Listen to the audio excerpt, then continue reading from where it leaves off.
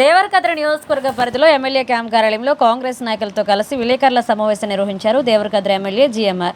ఈ సందర్భంగా ఆయన మాట్లాడుతూ ప్రతిపక్ష పార్టీ ప్రతిపక్ష నాయకులు అవినీతి విధానాలను ఖండిస్తూ వారి వైఫల్యాలను ఎండగడుతూ పలు సందర్భాల్లో ప్రెస్ మీట్లు పెట్టడం జరిగింది. నిన్న పాలమూరుకు నీళ్లు ఇచ్చామని హరీష్ రావు పచ్చి అబద్ధాలు మాట్లాడుతుంటే మహబూబ్నగర్ జిల్లా అధ్యక్షుడిగా ప్రజలకు గుణాంకాలతో సహా వాస్తవాలకు తెలియజేస్తూ మాట్లాడడం జరిగింది. వాస్తవాలు మాట్లాడితే భుజాలు తడుముకుని హౌలా వెంకటేశ్వరరెడ్డి నిన్న ప్రెస్ మీట్లో కళ్ళు తాగిన కోతిలా మాట్లాడారు. అలా వెంకటేశ్వరరెడ్డి హరీష్ రావులు పాలమూరు రంగారెడ్డి ప్రాజెక్ట్ కాంట్రాక్ట్ వర్కర్లతో వ్యాపార భాగస్వాములు. హరీష్ రావు 7 సార్లు గెలిచినంత మాత్రాన పాడింది పాటగా అబద్ధాలు మాట్లాడుతుంటే చూస్తూ కూర్చోమన్నారు. వారికి అదేవిధంగా మీడియా మిత్రులకు అందరికీ ధన్యవాదాలు. ముఖ్యంగా నేను నిన్న హైదరాబాద్ సిఎల్పిలో ఒక ప్రెస్ మీట్ పెట్టడం జరిగింది. నేను నిన్న కొత్తగా కాదు పెట్టడము, నేను చాలా రోజులుగా వివిధ సందర్భాలలో ఆపోజిషన్ లీడర్సు వాళ్ళు చేసిన అవినీతి పైన, వాళ్ళ అక్రమాల పైన ఎన్నో సందర్భాల్లో ప్రెస్ మీట్ పెట్టడం జరిగింది. నేను మాట్లాడడం కూడా జరిగింది. అది అందరికీ కూడా తెలిసిన విషయం. ఎందుకంటే నేను ఒక ఎమ్మెల్యేగా, ఒక కాంగ్రెస్ పార్టీ నాయకునిగా, మహబూబ్నగర్ జిల్లా పార్టీ అధ్యక్షునిగా నేను సిఎల్పిలో ప్రెస్ మీట్లు పెట్టి ఎప్పటికప్పుడు పలు సందర్భాల్లో పలు విషయాలలో మాట్లాడిన విషయాన్ని కూడా మీకు అందరికీ తెలుసు. గతంలో కూడా నేను చాలా సందర్భాల్లో వాళ్ళు చేసిన తప్పిదాలు,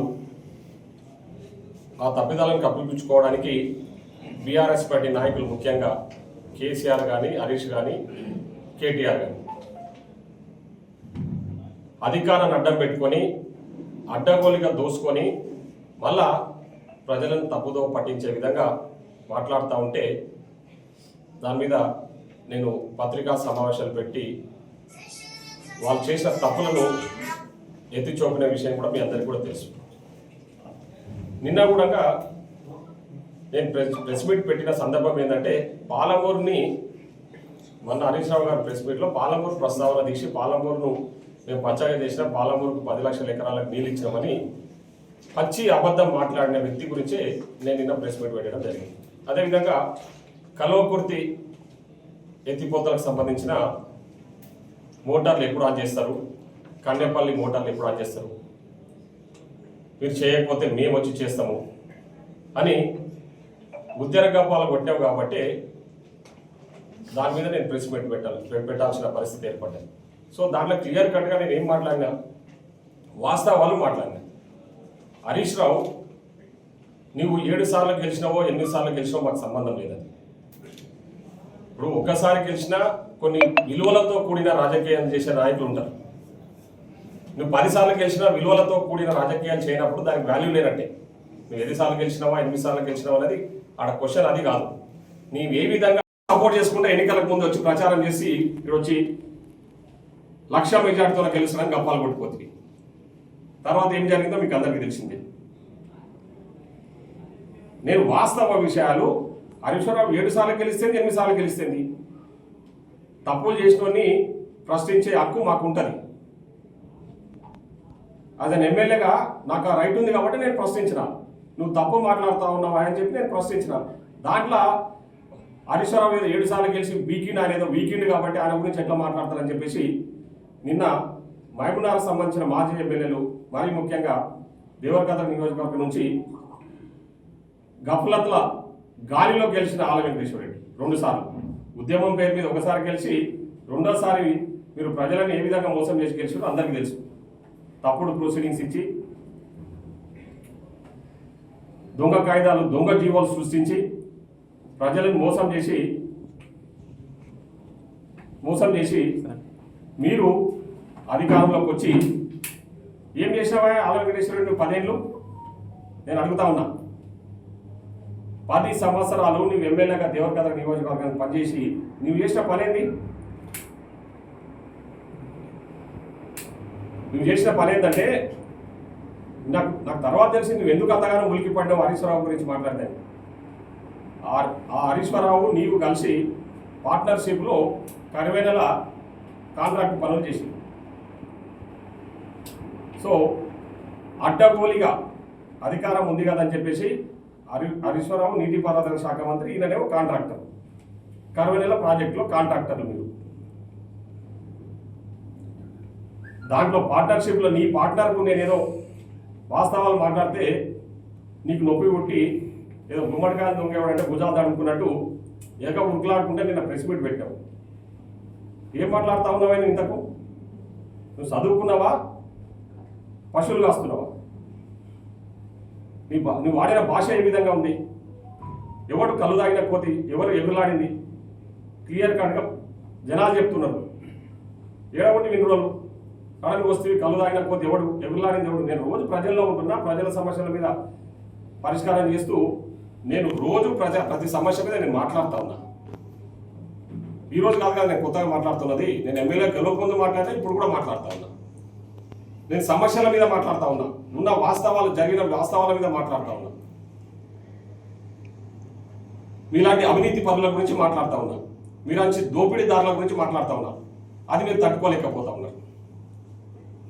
హరీశ్వరరావుకు నీకున్న పార్ట్నర్షిప్ వల్ల నీకేదైనా నొప్పి పుట్టిండొచ్చు, కానీ నేను మాట్లాడిన దాంట్లో ఎలాంటి తప్పు లేదు. హరీశ్వరరావు ఎవడా వచ్చి కాలువల మోటార్లు ఆగేకే? వానికి ఏం సంబంధం? నువ్వు వాడిని సమర్థిస్తున్నావు. ఎస్, ఇప్పుడు కూడా అంటున్నా, కాళ్ళు విరగొడతాం. మళ్ళీ కూడా చెప్తున్నా, కాలువల కాడికి వస్తే మాకు తెలియదా మేము నీళ్ళు ఎప్పుడు ఇవ్వాలో? మీరు అప్పుడు ఇప్పుడు కాదు చెప్పాల్సింది మాకు. ఏదో గబ్బాలు కొట్టావు కదా, మొత్తం కాలువలు ఎండిపోయినాయి, చెరువులు ఎండిపోయినాయని. యాడెండిపోయినాయి? యాసంగిలో నువ్వు చూడు, పేపర్లు తిరిగాయి, మన పేపర్లో కూడా రాశారు, కొన్ని న్యూస్ పేపర్లలో. యాసంగి సీజన్లో కోయల్ సాగర్కు మొదటిసారిగా జూరాల నీళ్లు తీసుకొచ్చిన ఎమ్మెల్యే గనుడు ఓన్లీ జిఎంఆర్ అని చెప్పేసి పేపర్లలో రాశారు. నీళ్లు సరిపోవేమని చెప్పేసి నేను కర్ణాటకకు మా మంత్రిని, మా ముఖ్యమంత్రి గారిని రిక్వెస్ట్ చేసుకొని కర్ణాటక పోయి అందరం కలిసిపోయి ఆ నుంచి నీళ్లు తీసుకొచ్చేసి, ఆ నుంచి మేము జూరాలకు తీసుకొచ్చి, జూరాల నుంచి కోయిల్ సాగుకు నీళ్లు తీసుకొచ్చేసి, ఒక్క ఎకరా కూడా ఎండిపోకుండా యాసంగిలో ఏదైతే పంటలు వేసుకునే రైతులు ఒక్క ఎకరా కూడా ఎండిపోకుండా ఇక్కడ కోయిల్ సాగర్ కింద కానివ్వండి, అక్కడ భీమా ఫేజ్ 2 ఫేజ్ 1 కింద భీమా ఫేజ్ 2 కింద వేసుకున్న పంటలన్నీ కూడా ఒక్క ఎకరా ఎండిపోకుండా కాపాడిన వ్యక్తిని నేను. నువ్వు ఎవరిని అడిగినా చెప్తావు. నువ్వేంటి మరి? ఆ తర్వాత 1 ఇయర్ తర్వాత ప్రారంభమైన కూలేశ్వరం ప్రాజెక్టు. ఈరోజు హరీష్ రావు గురించి మీరు గొప్పలు చెప్తా ఉన్నారు కదా, అదే హరీష్ రావు మనల్ని మోసం చేసింది. ఈరోజు మీకు చేతగాలి. ఆ రోజు ఆ మాజీ ముఖ్యమంత్రి గారి దగ్గర పోయి, అయ్యా పాలమూరు ముందు స్టార్ట్ చేసినాము, పాలమూరు రంగారెడ్డి దాన్ని పూర్తి చేద్దామని చెప్పేసి ఒక్క రోజున మీరు పాలమూరు జిల్లా మాజీ ఎమ్మెల్యేలు పోయి అడిగినరా? ముఖ్యమంత్రి గారు, మాజీ ముఖ్యమంత్రి గారిని ఒక్క రోజున అడిగినరా? ఈ ఇరిగేషన్ శాఖ మంత్రి మీ తరఫున ఎప్పుడన్నా మాట్లాడిందా? కాళేశ్వరంలో 1,00,000 కోట్లు తీసుకుపోయి కాలబెట్టి దాన్ని కూలగొట్టినరు. మరి అదే పైసలు అందులో సగం పైసలు ఇక్కడ తీసుకొచ్చిన 25% పైసలు తీసుకొచ్చినాయి పాలమూరు రంగారెడ్డి పూర్తి అవుతున్నాయి. ఎందుకు చేయలేదు మీరు? ఏమనంటే కేసులు వేసారు. ఎవరు వేసినారో కేసులు వేసుకొని మీ ఏమన్నా చేంజ్ చేసుకుంటారు. ఆ కేసులలో ఏమైనా స్టే ఉండేనా? మీకు పని ఆపాలని చెప్పిండ్రా ఎక్కడన్నా కోర్టు? ఎక్కడన్నా మీకు స్టే ఇచ్చిండ్రా ఆ కేసులు వేసిన కేసులల్లా? నువ్వంటే కాంగ్రెస్ వాళ్ళు కేసులు వేసినారని సిగ్గు లేకుండా ఆ కేసులు వేసిన వాళ్ళు కూడా మీ అమ్మడే పెట్టుకుంటారు. వాడు గెలిచిన 6 నెలలకే మీ అమ్మడే చేంజ్ చేసుకుంటారు. మరి వాళ్ళ కేసు విత్డ్రా చేయించేసి ఎందుకు మీరు పనులు పూర్తి చేయలేదు? న్యాయంలో ఏదో 90% పూర్తి చేసామంటున్నా. 90%. ఇప్పుడు 2015లో పూర్తి చేయాల్సిన 2015లో శంకుస్థాపన చేసి 3 ఏళ్లలో పూర్తి చేస్తామన్నారు. కనీసం 6 ఏళ్లలో పూర్తి చేసినా మీరు? చేయలేదు. ఎక్కడికక్కడ అన్ని పెండింగ్ పెట్టి పడేసిపోయింది. చెప్పుకుంటే చాటలు ఉంది మీ గురించి. ప్రజలు బుద్ధి చెప్పారు మీకు, ఇంకా బుద్ధి తెచ్చుకోకుండా ఎమ్మెల్యే ఎలక్షన్లో పెద్ద ఎత్తున బుద్ధి చెప్పారు. మన ఎంపీ ఎలక్షన్లో ఎన్ని వచ్చినా మీకు ఓట్లు? దేవరకద్ర టీఆర్ఎస్ పార్టీకి ఎక్కడ పోయినా మిగతా ఓట్లు అమ్ముకున్నారా? బీజేపీ వాళ్ళకి అమ్ముకున్నారు. సిగ్గు లేకుండా మళ్ళీ ప్రెస్ మీట్లలో ముందు వచ్చి మాట్లాడుతూ ఉన్నారు. వాళ్ళు ఏదో అంటారు, ఆయన ఉద్ధరిస్తారంటే ఏదో రాబోయే రోజుల్లో మొత్తంగా ఏదో ఉద్ధరిస్తారు. ఆ ఉద్ధరించేది ఏమి లేదు. అయిపోయింది మీ పని.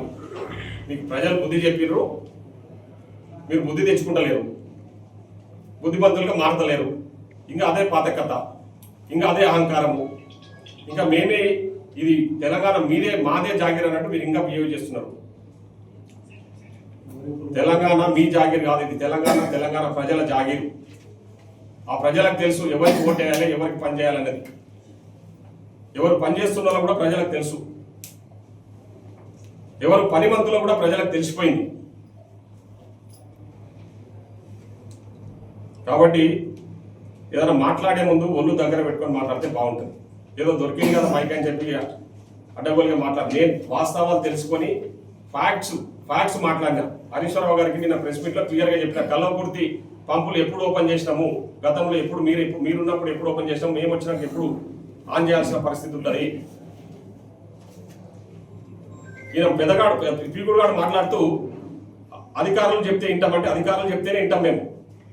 ఎస్, ఎక్స్పర్ట్స్ కొన్ని దాంట్లో అధికారులు ఉంటారు కాబట్టి అధికారులు మేము చెప్పింది అధికారులు వింటారు, అధికారులు చెప్పింది మేము వింటామట. మీలాగా అధికారుల మాటలు వినకుండా, ఎక్స్పర్ట్స్ మాటలు వినకుండా మీ తెలివి ఉపయోగించి ప్రాజెక్టులు కట్టి కుల్లగొట్టుకోదలుచుకోలే, ప్రజాదరణ దుర్వినియోగం చేయదలుచుకోలే. ఏదున్నా ప్రజలు మా దృష్టికి తీసుకొస్తారు, మేము అధికారుల దృష్టికి తీసుకెళ్తాం. అధికారుల ద్వారానే మేము పనులు చేస్తాం. మీలాగా అధికార దుర్వినియోగానికి పాల్పడే వ్యక్తులం కాదు. ఈరోజు నీళ్ళు ఇవ్వాలన్నా, ఏం చేయాలన్నా ఎస్ తప్పకుండా మేము అధికారులతో సంప్రదిస్తాం, అధికారులతో మాట్లాడి వాళ్ళతో పని చేయిస్తాం. అది మేము చేస్తున్న పాలన, అది మా ప్రజాపాలన. అంతే తప్ప మీలాగా అధికారులు చెప్పిన అయినకుండా అడ్డగోలుగా వ్యవహరించే వ్యక్తులం కాదు, అధికార దుర్వినియోగానికి పాల్పడే వ్యక్తులం కాదు. మేము మాకంటూ కొన్ని ప్రిన్సిపల్స్ ఉన్నాయి, రాజ్యాంగం కల్పించిన హక్కులు ఉన్నాయి, రాజ్యాంగం కల్పించిన బాధ్యతలు ఉన్నాయి. ఆ బాధ్యతల ప్రకారం మేము నడుచుకుంటాం. 10 ఏళ్ళు పూర్తిగా తెలంగాణ విధ్వంసం చేసిన దుర్మార్గులు మీరంతా. మీరు చేసిన తప్పులు, అధికారాన్ని అడ్డం పెట్టుకొని మీరు చేసిన తప్పులు ఒకటి కాదు 100 చేసి హరీష్ రావు మీరు 100 తప్పులు చేసిండ్రు కాబట్టి ప్రజలకు మీకు మొన్న జరిగిన అసెంబ్లీ ఎన్నికల్లో బుద్ధి చెప్పింది. అప్పటి వరకు మీరు విర్రవీగుతా ఉండే, మమ్మల్ని ఎవడు ఓడించేవాడు లేడు ప్రపంచంలో, ఇక మేమే ఈ పర్మనెంట్గా ఈ రాష్ట్రానికి రాజులం అన్నట్టు అధికారాన్ని అడ్డం పెట్టుకొని అడ్డగోలుగా దోసుకున్న వ్యక్తులు ఈరోజు ఎవరికి వాడు 100 ఎకరాలు, కొందరైతే 1000 ఎకరాలు. ఇదే హరీష్ రావు గురించి చాలా మంది చెప్తా ఉండే. 2014 కంటే ముందు పారాగాన్ స్లిప్పర్స్ వేసుకొని తిరుగుతుండే, ఇప్పుడు సార్కు 2000 ఎకరాల ఆశామైంది అని చెప్పేసి. ఎక్కడి నుంచి వచ్చినాయి? 7 సార్లు ఎమ్మెల్యే గెలిచి నువ్వు సాధించింది ఏంది?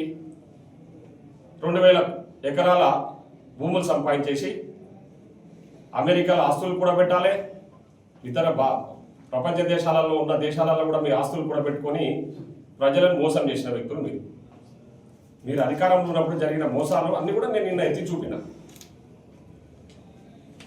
ఫోన్ ట్యాపింగ్ ఏం పద్ధతి? అది సంస్కారం ఉన్న వ్యక్తులు కూడా ఆ పని ఎవరు చేయరు. భార్యాభర్తలు మాట్లాడుకున్న ఫోన్ కూడా ట్యాపింగ్ చేశారని చెప్పేసి మనం రోజు చూస్తూ ఉన్నాం, వార్తలలో, పత్రికలలో, టీవీలలో చూస్తూ ఉన్నాం. అది మీకు తెలియదా హరీష్ రావు? నీకు తెలియదా కేటీఆర్? నీకు తెలియదా కేసీఆర్? చేసిన పనులని దుర్మార్గమైన పనులు చేసి మళ్ళీ ఇప్పుడు తగుదనమ్మా అని చెప్పేసి మా మీద పడి ఏడుస్తూ ఉన్నారు. మా ముఖ్యమంత్రి గారిని పదే అడ్డగోలుగా మాట్లాడుతూ ఉన్నారు. వాడు కేటీఆర్ ఏం మాట్లాడుతూ ఉన్నావు ఇంతకు? నీళ్ళలో మునిగి ఆత్మహత్య చేసుకోవాలంటే ఎవరు చేసుకోవాలరా ఆత్మహత్య? మీలాంటి దొంగలు చేసుకోవాలి ఆత్మహత్య. 10 ఏళ్ళు రాష్ట్రంలో అధికారాన్ని అడ్డం పెట్టుకొని అడ్డగోలుగా దోచుకొని ఎక్కడ దొరికితే అక్కడ ఫోన్ ట్యాపింగ్లు, కాళేశ్వరం స్కామ్లు, ఫార్ములా ఈ కేసు స్కామ్లు, ఇన్ని స్కాములలో ఇన్వాల్వ్ అయ్యి అధికార దుర్వినియోగానికి పాల్పడి అడ్డగోలుగా దోచుకొని మళ్ళీ వచ్చి మా ముఖ్యమంత్రి గారు ఈరోజు ప్రజాపాలన అందిస్తా ఉన్నారు. ప్రజలందరూ కూడా మెచ్చుకుంటున్నారు. నాట్ ఓన్లీ తెలంగాణ, ఇతర రాష్ట్రాలు కూడా, భారతదేశంలో ఉన్న వేరే రాష్ట్రాలలో ఉన్న అధికారులు, అంటే వేరే పార్టీల అధికారంలో ఉన్న కూడా తెలంగాణ మాటలను ఫాలో కావాలని చూస్తూ ఉన్నారు. ముఖ్యమంత్రి కావాలంటే ఈయన కోసం అంటే ఆత్మహత్య చేసుకోవాలంట నీళ్ళలో మునిగి. సిగ్గుందారాపై మీకు మాట్లాడేది దానికి ఏం ముఖం పెట్టుకొని బయట తిరుగుతున్నారు? మీ సొంత చెల్లెలు హరీశ్వరరావు మీ కోడలు నిన్ను కేటీఆర్ను కొర్రి దయ్యాలని చెప్పింది. మేమనలే, మీ పార్టీలో ఉన్న కవితమ్మ గారే మీరంతా కేసీఆర్ చుట్టూ దయ్యాల్లాగా చేరి దోచుక తింటున్నారని చెప్పేసి చెప్పకనే చెప్పింది. అవన్నీ పక్కకు పెట్టేసి నీతి మంత్రులు రోజు ఒక ప్రెస్ మీట్ పెట్టేసి ముఖ్యమంత్రి గారి గురించి అడ్డగోలుగా మాట్లాడుతా ఉన్నాడు. హరీశ్వరరావు నువ్వు ఏదో నీతి మంత్రులు అనుకున్నావు. ఫోన్ ట్యాపింగ్ ఎవరో నీకు తెలియదా? పెళ్ళమ్మ కూడా మాట్లాడుకుంటే వినాల్సిన ఈయన సిగ్గు లేదా మీకు ఇంతనన్నా? అవే కదా నేను చెప్పింది. అవన్నీ పక్కకు పెట్టేసి వనకచెర్ల గురించి ఈయన చెప్తేనే మాకు తెలుస్తుందా? ఈ పీకుడు గారు చెప్తేనే మాకు తెలుస్తుందా? 10 ఏళ్ళు ఏం చేశారు మీరు? నేనేం మాట్లాడినా నిన్న మీరున్న అధికారంలో ఉన్న రోజులు 2004 నుంచి 2014 వరకు కృష్ణా నదిలో ఉన్న నీళ్లను, కృష్ణా బేసిన్కి సంబంధించిన నీళ్లను 779 టీఎంసీలు తీసుకపోతే మీరు అధికారంలోకి వచ్చినాక తెలంగాణ సపరేట్ అయినాక కృష్ణా బేసిన్ నీళ్లు 1229 టీఎంసీలు తీసుకొని దోసుకపోయారు ఆంధ్రప్రదేశ్లో. దానికి కారకులు ఎవరు? నువ్వు కాదా హరీష్ రావు? నువ్వు కాదా కేటీఆర్? నువ్వు కాదా కేసీఆర్? అందుకే కదా మేము ఈరోజు మిమ్మల్ని ప్రశ్నిస్తా ఉన్నది. ఆ విషయాలే మాట్లాడినాం. అదేవిధంగా కల్వకుర్తి ఎత్తిపోతల పథకానికి సంబంధించిన మోటార్లు